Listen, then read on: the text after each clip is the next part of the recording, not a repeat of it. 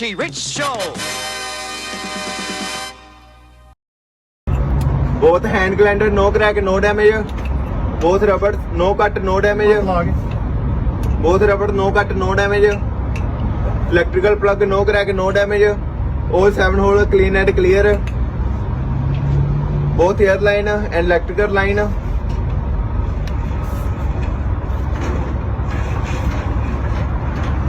No cut, no damage. Hey, what's up, y'all? What's up, YouTube? What's up, all my rich peoples? What's going on? It's early in the morning, man. I'm down here in Mobile, Alabama, in the South. It's okay down here, man. Beautiful morning. I've been working all night. But I wanted to make a quick video, man. I was watching YouTube last night while I was working. I drove from Dallas, Texas, down to Mobile. The storms were really bad the other night. I mean, I ran into there was a few trucks that went off road on Interstate 20 and then some of the backwoods. Storms, be careful, guys. I don't understand how drivers be out here doing 70 miles an hour in torrential rain. I mean, you are you're a rock star. I couldn't do that. I'd be too scared. I've been driving trucks 12 years now, and when there's torrential downpour, I get off the road. I park it, or I slow down to like 50 miles an hour.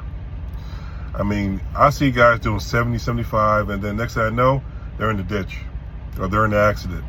Okay, maybe your superchargers can explain to me why y'all do that, because I have no clue how you have the balls to do that. I mean, that's insane to me. I mean, ain't you scared? The worst fear I have is getting into an accident in a truck. But the bigger fear I have is getting into an accident in a truck with another truck. Okay? That's scary to me. I mean, you guys have balls. But last night, literally, highway was covered with trucks in the ditch. Hydroplane off the highway. A couple cars, too. Okay? But luckily, I made it. Dropped my load off this morning. It's a beautiful morning down here by the ocean. Anyway, making this video, man, I was listening to some podcast last night, and a couple of channels, Bonehead Truckers, This Guy Trucks, a couple other guys were talking about the immigration thing that's coming up, okay? And I got several questions about it, okay? My main question is, how is it going to be enforced? Like, how would you enforce something like that? And, you guys know, I talk about all the time that I used to be in law enforcement, right? And here's the biggest problem that I think we have. So say D.O.T. does a national blitz, right? Where they're pulling guys off who don't speak English and can't understand English, which really is going to affect California, Arizona, Miami, Florida area, and some parts of New York and New Jersey, because you got some guys up there who don't speak English well. But how are they going to enforce that? I hear they have 60 days to make their mind up, or how they're going to enforce it, because that's a big question. And the reason I say that, right, is DOT is going to have to confiscate a lot of trucks, but they're going to have to confiscate a lot of loads. And what's going to happen to all those loads? Okay.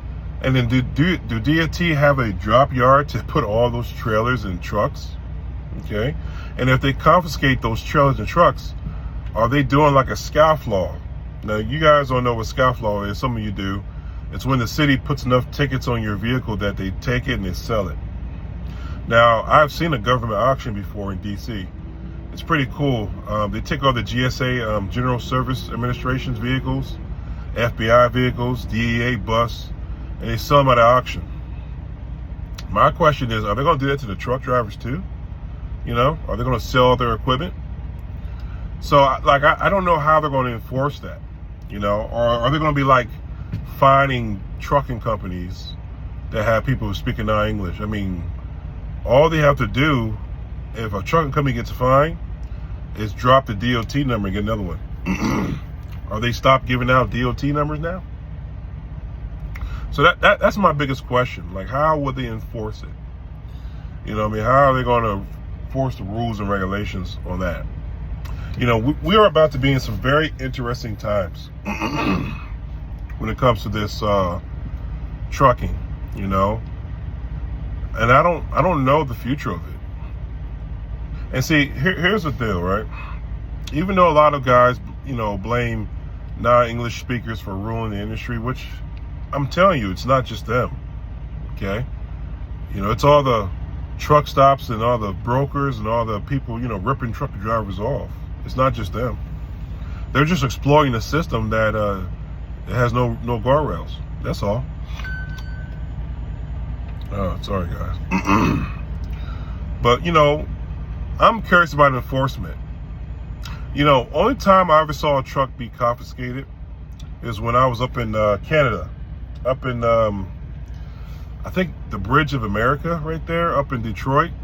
When I crossed over, the Canadians had seized a truck and they had made the guy back into a warehouse. They emptied the truck out and they confiscated his truck, and he was in tears. He was a Sikh, so he was Punjabi or something, but he was in tears outside the customs place. And I think somebody said that he didn't have the right paperwork, so Canadians seized his truck. That's the only time I ever saw the government ever seize anybody's truck. So are we going to start seeing a whole lot more of that? And if that's the case, right, okay, I'm going to tell you guys, if you're in the market to buy a truck, you may want to wait, because it's going to be a hell of a lot of surplus, and truck prices are going to come down if they start doing that, okay? But I'm curious to see how that affects us. Really, I think that there's several moving parts to this trucking thing to get it better for us. One, and a lot of people were saying it, but there needs to be a transparency act when it comes to the billing. You know, just like I said in my previous video, when you get a bill of lading, it should have the fees on there too for what they cost. I don't see how that's difficult. You know, a lot of companies, like for instance Walmart, when they put a load out there, they know how much they're going to pay for it, okay? And they put it out to the brokers and the broker board, and that's when people grab a hold of it and they start, you know, auctioning it off the cheapest buyer, you know?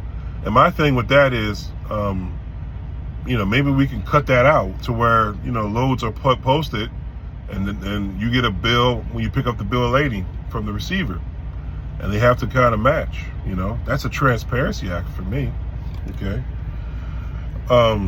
Every load should have a bill with it, not just the bill of lading, but the actual financials.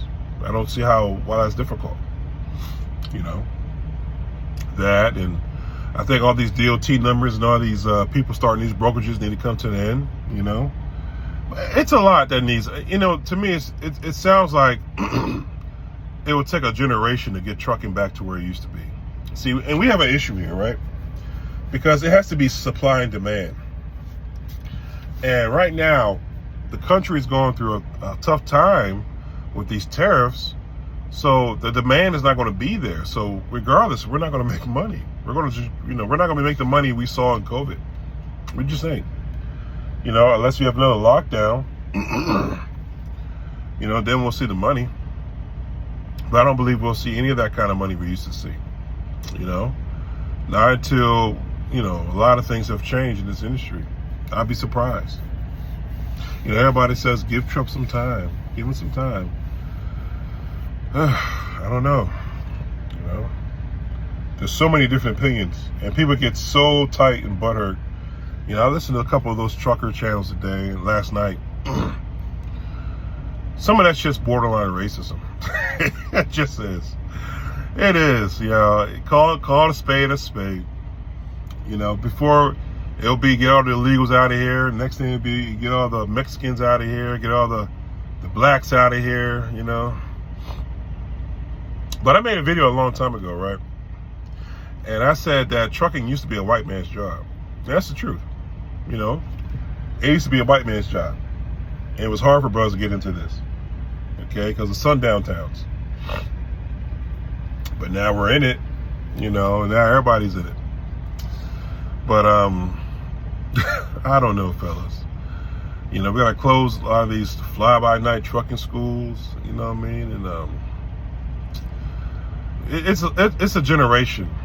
You know, like I was saying, it's going to take more than 4 years of Trump's presidency to get this right. You know, you will hope the next president will follow his leads. You know, and maybe we'll have a chance. I mean, maybe we will. I don't know.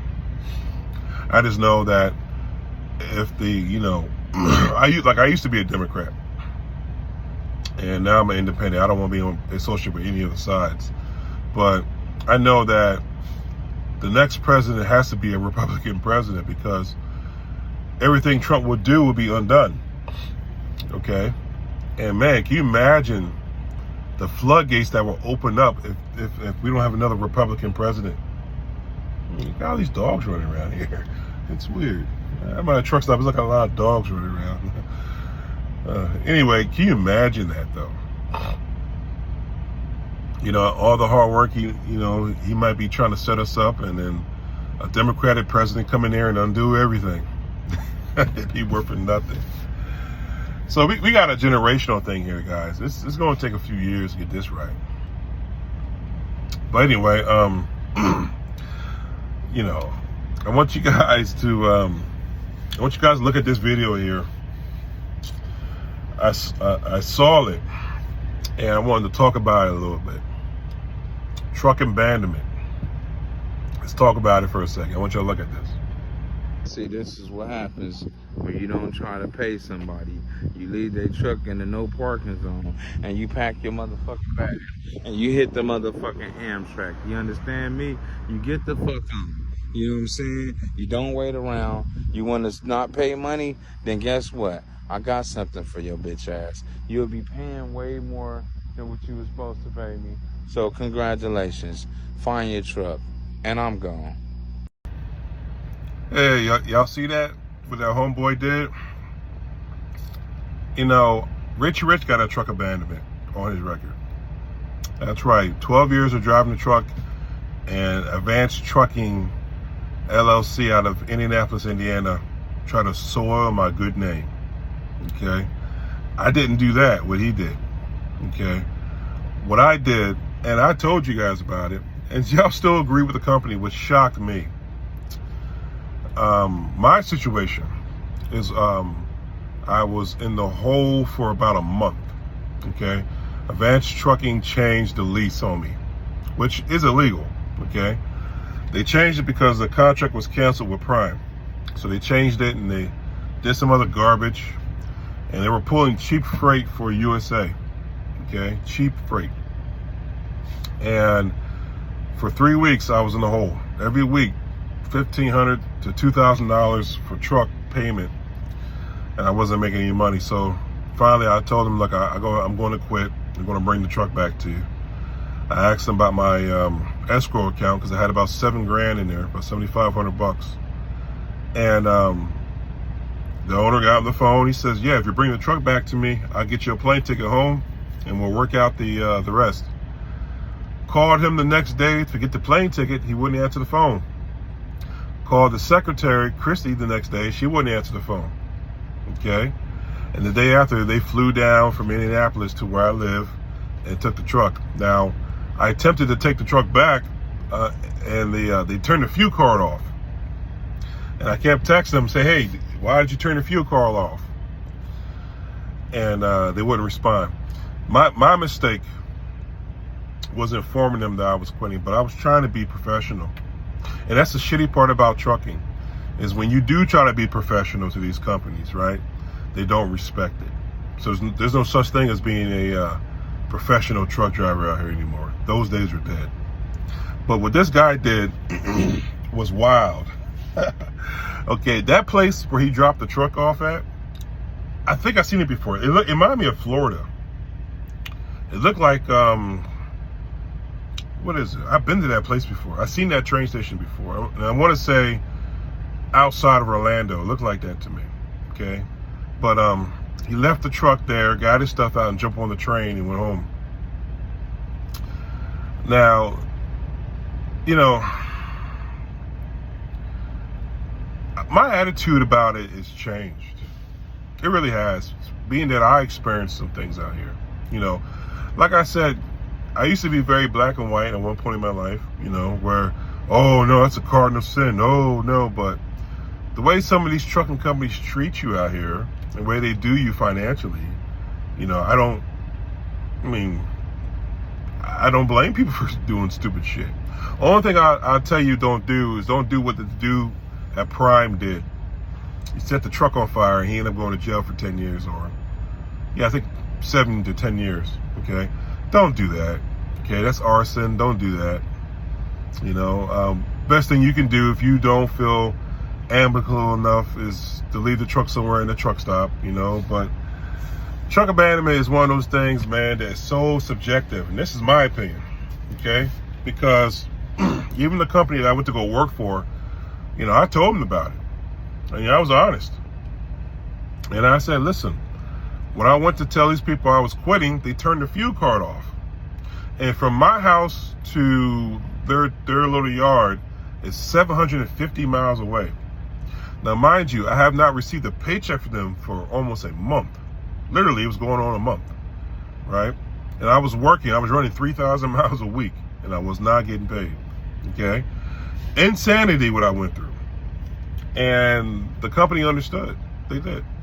Okay, but that's a rarity because a lot of companies, especially these mega carriers, they'll just hang up on you. You know, I had a guy from Swift tell me, he was like, yeah, we just generally believe whatever the company has said about you. And I'm like, that's fucked up. that's fucked up. Okay? Because you don't, people out here are cruel. Okay? You know, Advanced Trucking shocked me what they did because we used to have a line of communication. They were upset and butthurt that I told them I quit and I went to Walmart's orientation. I was trying to get on with Walmart. And I said, I'll bring the truck back to you. Now, the other carrier would have been like, okay, we'll give them a few days. We'll turn the card on. We'll get your load back up to the yard. They didn't do that.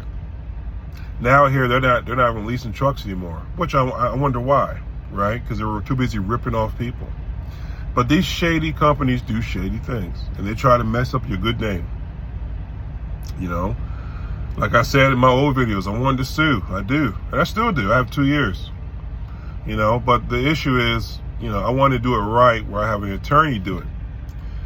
But it costs money to do that. And since they're not a major company, you know, it's hard to get money out of them. Because you can win a lawsuit, but they may not pay the judgment.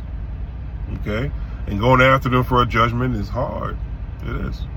Okay, you know, LLCs do protect people's personal property. And you know what shocked me? A lot of these truck drivers agreed with what was happening. I was like, you know what? The industry is shit because of you. You know, I've never been done like that. Let me see how many companies I told I quit. And they allowed me to bring the truck back. I told 2 companies I quit. No, what am I saying?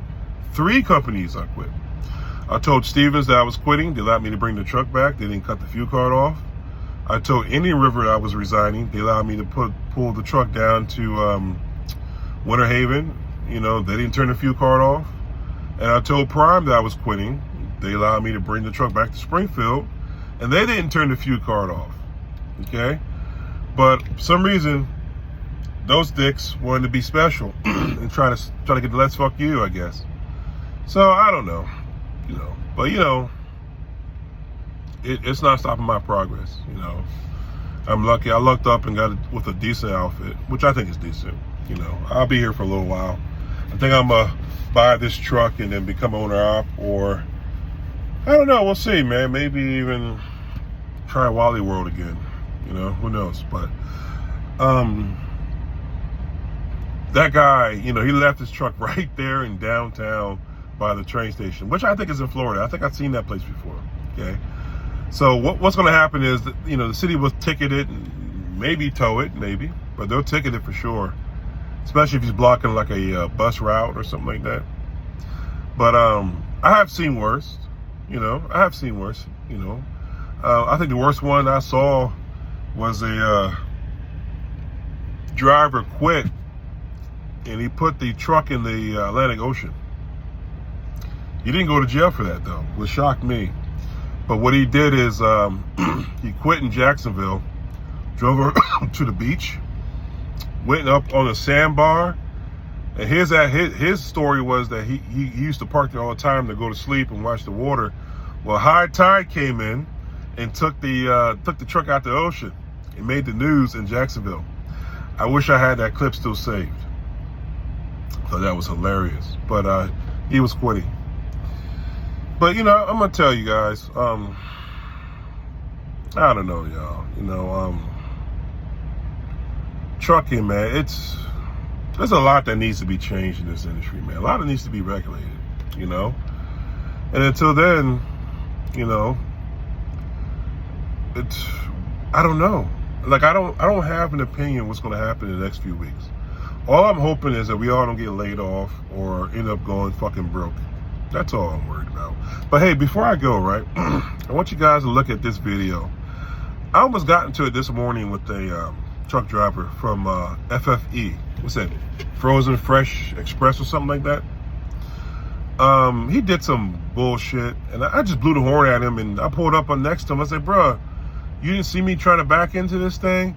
Well, you can wait. You know, he had some words. And I looked at him for a moment. I said, I'm not getting caught up in the nigga moment. I'm not. I laughed. I looked at him. I said, I could make it worse. But I didn't. So the video you're about to see, right? I saw it on TikTok. Don't do this. Don't do what this guy did. Okay? Yeah, we all hate people who park in the fuel aisle too long or something like that. Yeah, I get it. You know, I don't think the dude was parked there long enough for him to be snapping. I mean, I think the dude said he was only parked there 15 fucking minutes. But a lot of guys feel entitled to talk crazy to you.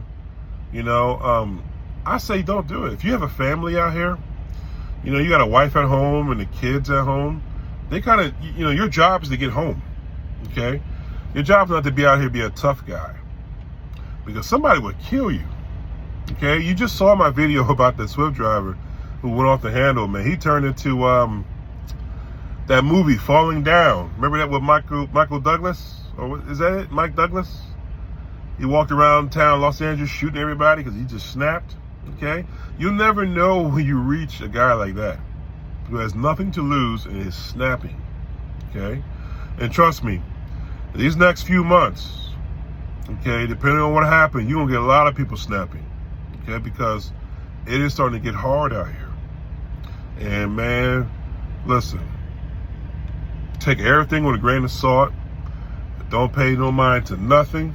Men and women, I tell you this, because you never know what somebody is at their snapping point. It could be something so small, you know, something so small as sitting in the fuel aisle a minute too long. You get out your truck, Billy Badass, hey, move your truck, man, get out the way, and dude snaps and kills you, okay? He snaps, blows your fucking brains out, and you're dying right there on a pissy ass concrete where guys throw their piss bottles at. That's not a way to go out, okay? Come on, folks, that is not a way to go out. So, you know, be cool. You know, be cool, y'all. Check yourselves. If you got a temper or you're agitated, stay away from folk. Folk are triggering, okay? Stay away from these people. And try to be safe out here, y'all. You know, nothing's worth it. You know, and we're about to be under a lot of stress. You know, we are. Some of us are. Not all of us. So, some people will be all right. Most of us hopefully will be all right. Some won't, okay? And just keep that in mind that, hey, he's going through something that I don't know nothing about. It has nothing to do with me. You know, a bullet was meant for somebody else, but you caught that bitch. Okay? It happens all the time. Peace and love. Richie Rich out.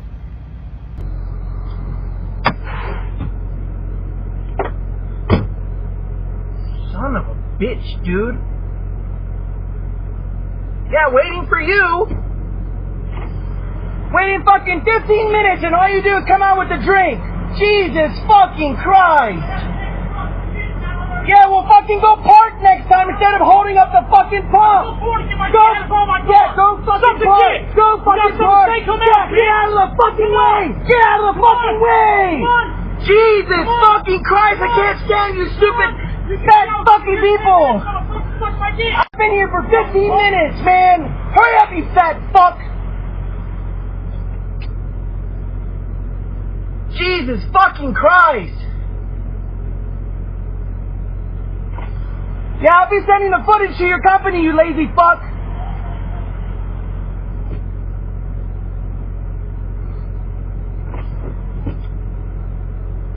Jesus fucking Christ!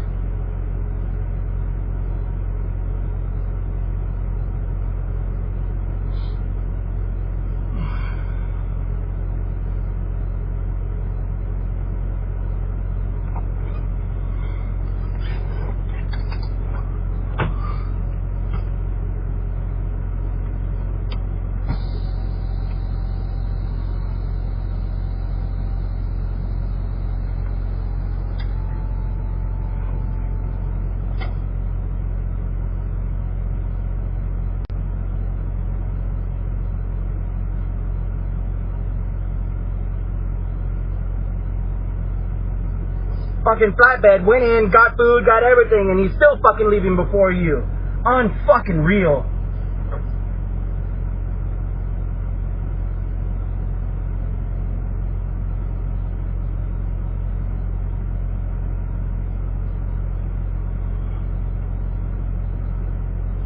Yeah, now your fat ass is gonna sit there stinking up the whole place, taking your sweet fucking time.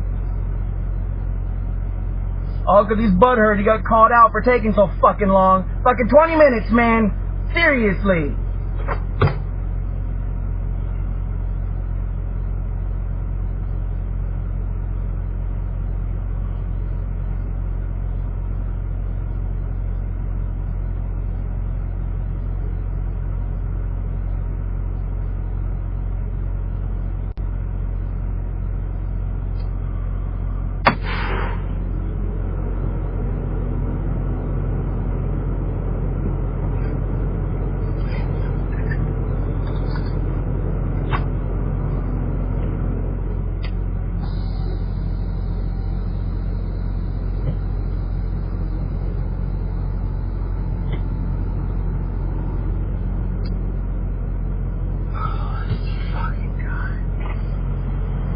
Go ahead. I've been waiting for 20 minutes for this fucking dude, man.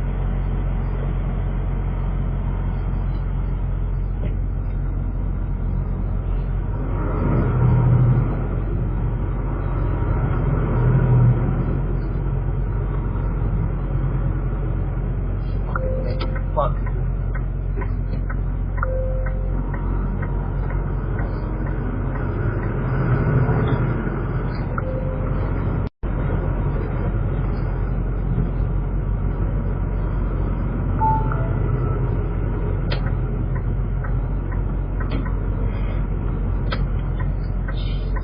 Fucking Christ.